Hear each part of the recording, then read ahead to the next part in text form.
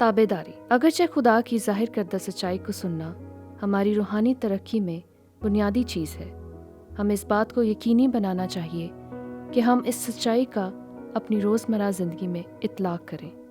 میں ذکریہ امیر ہوں۔ خدا کے کلام کو سننا ایک بات ہے اور اس پر عمل کرنا ایک فرق بات ہے، اور یہ وہ اصول ہے جو حقیقت میں یسوع کی طرف سے اس وقت ملتا ہے جب وہ لوگوں کے ساتھ میل جول کر رہا تھا جن کو وہ تعلیم دیتا تھا۔ میں نے یسوع کی خدمت کے اس اگلے واقعے کو جلالی خراج عقیدت کا نام دیا ہے۔ وہ بھیڑ سے باتیں کر رہا تھا اور اچانک ہی ایک عورت نے بھیڑ میں سے بولنا شروع کر دیا۔ اب غور کریں کہ پھر کیا ہوا۔ جب وہ یہ باتیں کہہ رہا تھا تو ایسا ہوا کہ بھیڑ میں سے ایک عورت نے پکار کر اس سے کہا، مبارک ہے وہ رحم جس میں تو رہا اور وہ چھاتیاں جو تو نے چوسیں۔ یقیناً خدا اس کے دل میں کام کر رہا تھا اور خدا کا روح اس کے دل میں کام کر رہا تھا، اور وہ ایک اہم سچائی کو بھی بیان کر رہی تھی۔ لیکن میں یقین رکھتا ہوں کہ جب لوکا اس مخصوص واقعے کو لکھ رہا تھا تو اس نے اسے انسانی نقطہ نظر اور الہی نقطہ نظر دونوں سے لکھا، جس کا تعلق اس بیان سے ہے جو اس نے شروع میں یسوع کی پیدائش کے تعلق سے لکھا تھا۔ جبرائیل فرشتہ مریم اور رشبہ دونوں کے پاس آیا تھا، یعنی یوحنا اصطباغی کی ماں کے پاس۔ اس لیے جب آپ لوکا میں اس الہی تجربے کو پڑھتے ہیں تو کچھ یوں لکھا ہے، پھر فرشتہ نے اس سے کہا، یہاں فرشتہ یقیناً جبرائیل ہے۔ اے مریم خوف نہ کر، کیونکہ خدا کی طرف سے تجھ پر فضل ہوا ہے، اور دیکھ تو حاملہ ہوگی اور تیرے بیٹا ہوگا اور اس کا نام یسوع رکھنا۔ اب یقیناً بعد میں اس طرح ہوا کہ حاملہ ہونے کے بعد وہ اپنے رشتہ دار الشبہ سے ملنے جاتی ہے، جو کہ خود بھی 6 ماہ سے حاملہ تھی۔ یوحنا اصطباغی اس کے رحم میں تھا اور اب تیسری سہمائی ہو چکی تھی، جیسا کہ ہم لوکا 1 باب کی 41ویں آیت میں پڑھتے ہیں۔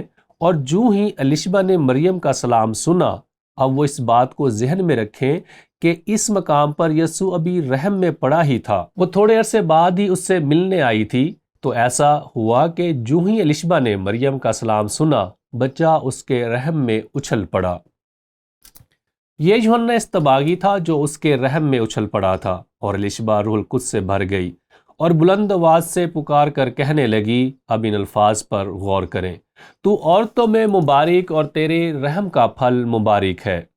اب لوکا نے جو کچھ بعد میں لکھا اس کا اس سے کیا تعلق ہے؟ یہ عورت جو کہ بھیڑ میں تھی، جب اس نے یسوع کی تعلیمات کو سنا تو وہ پکار اٹھی، مبارک ہے وہ رحم جس میں تو رہا اور وہ چھاتیاں جو تو نے چوسیں۔ آپ یہاں واضح تعلق دیکھ سکتے ہیں۔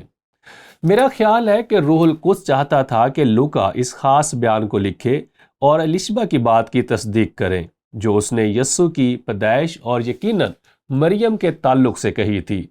لیکن دلچسپ بات یہ ہے کہ یسوع فوری طور پر مریم سے توجہ ہٹا کر خدا کے کلام کی طرف توجہ دلاتا ہے۔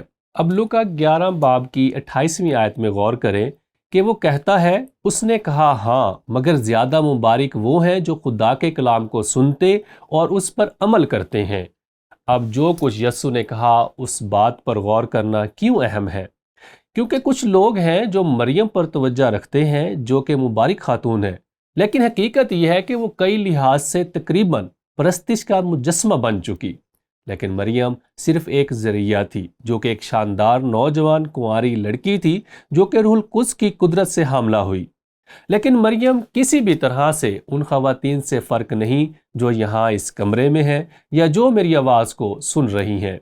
بلا شبہ وہ ایک شاندار خاتون تھی، لیکن ہماری توجہ یسوع مسیح پر اور خدا کے کلام پر رہنی چاہیے، یعنی اس پر جو مجسم ہوا اور ہمارے درمیان سکونت کی۔ اسی لیے پالوس نے تیموتھیوس کو اپنے پہلے خط کے پہلے تیموتھیوس 2 باب کی 5ویں آیت میں لکھا ہے، کیونکہ خدا ایک ہے اور خدا اور انسان کے بیچ میں درمیانی بھی ایک، یعنی مسیح یسوع جو انسان ہے۔ کسی بھی طرح سے مریم کے پاس اس سے زیادہ فضل نہیں تھا جو ہم سب پر کیا گیا ہے کہ خدا تک رسائی حاصل کرے۔ صرف یسوع ہی ہے، اور وہ لوگ جو سن رہے ہیں، میں یہ تسلیم کرتا ہوں کہ مریم ایک شاندار خاتون تھی۔ بائبل بتاتی ہے کہ وہ ایک شاندار خاتون تھی، اسے چنا گیا تاکہ وہ یسوع کو جنم دے۔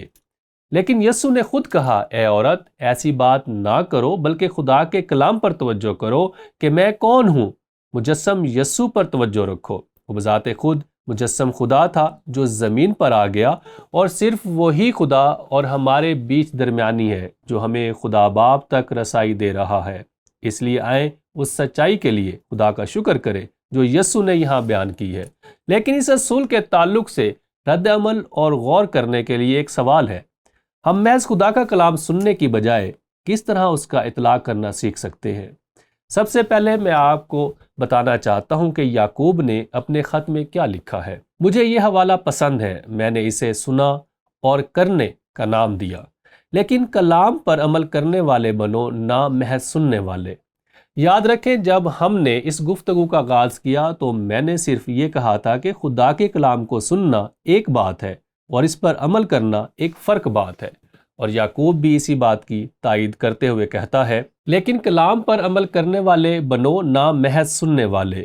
لیکن یہ واضح ہے کہ ہمیں عمل کرنے سے پہلے سننا ضروری ہے، لیکن مسئلہ یہ ہے کہ ہم سننا بلکہ سیکھنا بھی ترک کر دیتے ہیں۔ وہ کہتا ہے جب ہم ایسا کرتے ہیں تو خود کو دھوکہ دیتے ہیں، کیونکہ جو کوئی کلام کا سننے والا ہو اور اس پر عمل کرنے والا نہ ہو، وہ اس شخص کی مانند ہے جو اپنی قدرتی صورت آئینہ میں دیکھتا ہے۔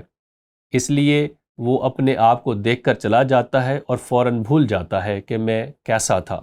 لیکن جو شخص آزادی کی کامل شریعت پر غور سے نظر کرتا رہتا ہے، وہ اپنے کام میں اس لیے برکت پائے گا کہ سن کر بھولتا نہیں بلکہ عمل کرتا ہے۔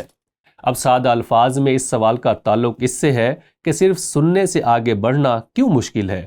ہم جو سنتے ہیں اور جو پڑھتے ہیں اس کا اپنی زندگی پر اطلاق کرنا کیسے سیکھ سکتے ہیں؟ اور ایک چیز ہے جس کی طرف میں سادگی سے توجہ دلا سکتا ہوں، وہ ہے لائف ایسنشیل اسٹڈی بائبل۔ جب آپ ان 1500 اصولوں کو پڑھتے ہیں تو آپ 3 افعال کا سامنا کریں گے۔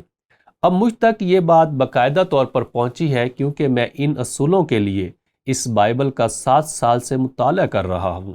جب آپ ان 1500 اصولوں کو پڑھتے ہیں تو آپ 3 افعال کا سامنا کریں گے۔ اب مجھ تک یہ بات باقاعدہ طور پر پہنچی ہے کیونکہ میں ان اصولوں کے لیے اس بائبل کا 7 سال سے مطالعہ کر رہا تھا، اور یوں 3 افعال میرے ذہن میں آئے۔